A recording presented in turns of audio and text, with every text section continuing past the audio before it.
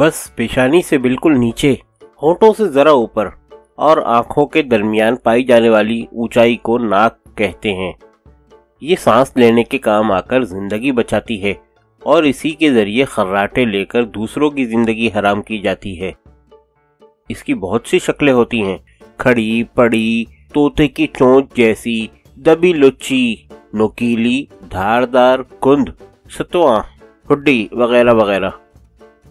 नाक चाहे जैसी भी हो, हर शख्स को फिक्र रहती है कि नीची ना होने पाए।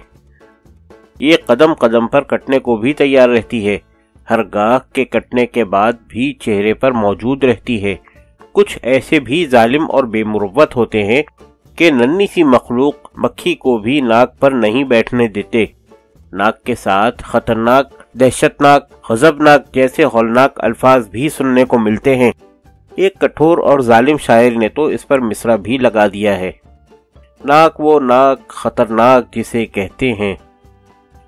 जिस जमाने में हिसाब किताब रखने में लोग कमजोर थे, नाक में मुख्तलिफ जेवरात पहनाकर किसी दोशीदा की कत खुदाई और नाकत खुदाई का हिसाब रखते थे। नथ है तो इसका मतलब ये है, लौंग पहन रखी है तो ये फला वाक़े की तरफ इशारा है। मर्दों के गलबे वाले माशरे में एक जेवर बुलाक ऐजाद किया था। ये दोनों नक्शोरों के बीचों बीच छेद कर पहनाया जाता था। औरत यूं खुश के नाक में डालने के लिए एक जेवर मिल गया। मर्द यूं आफियत में कि बुलाक पहनकर औरत बोलने के मुकाबले में खामोश रहना ज्यादा पसंद करती थी। खामोश खातून कितनी आइडियल होती है। नाक और कान का पुश्तीनी ताल्लुक है, एक को उलट कर पढ़े तो दूसरा बन जाता है, यानी कान को उलट दें तो नाक और नाक को उलट कर पढ़ें तो कान पढ़ा जाएगा। नाक ना होती तो चश्मा कहाँ लगाया जाता।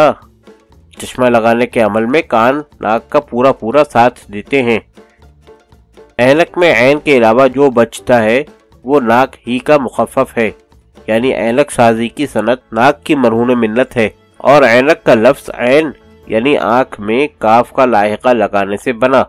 और इत्तेफाक देखिए कि आखिरी नक नाक का मुखफ़फ़ है और इसी मुखफ़फ़ में चढ़ा के मिलने से नक चढ़ा वजूद में आया।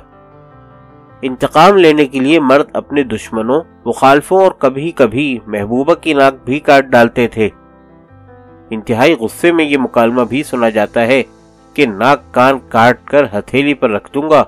अरे भाई, जब काट ही दोगे तो फिर हथेली पर रखने का क्या फायदा। किसी नाकाम आशिक ने एक मशहूर मुगनिया की नाक काटने के इरादे से छुरी से हमला किया।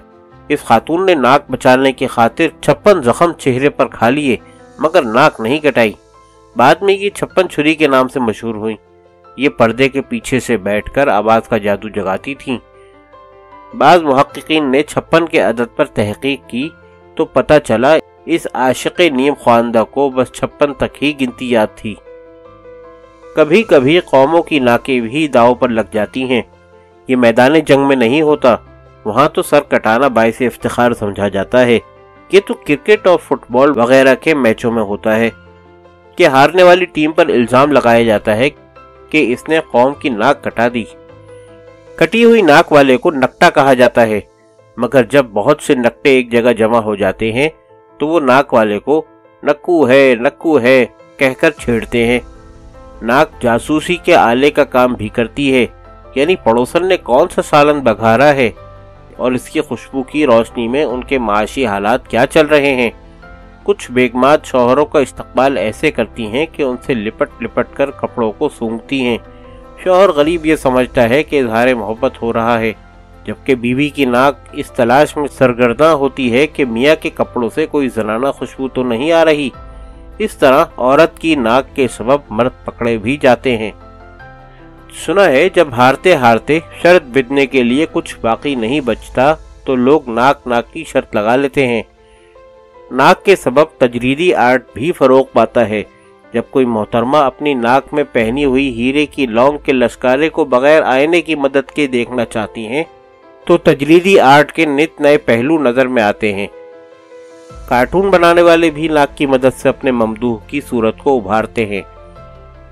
यूं तो हर मुल्क, हर कौम की अपनी नाक होती है और सबको प्यारी होती है, मगर बिला खौफ तरदीद भी कहा जा सकता है कि यूनानी नाक हसीन तरीन होती है, اور صرف اس کو دیکھ کر بھی عمر عزیز گزاری جا سکتی ہے۔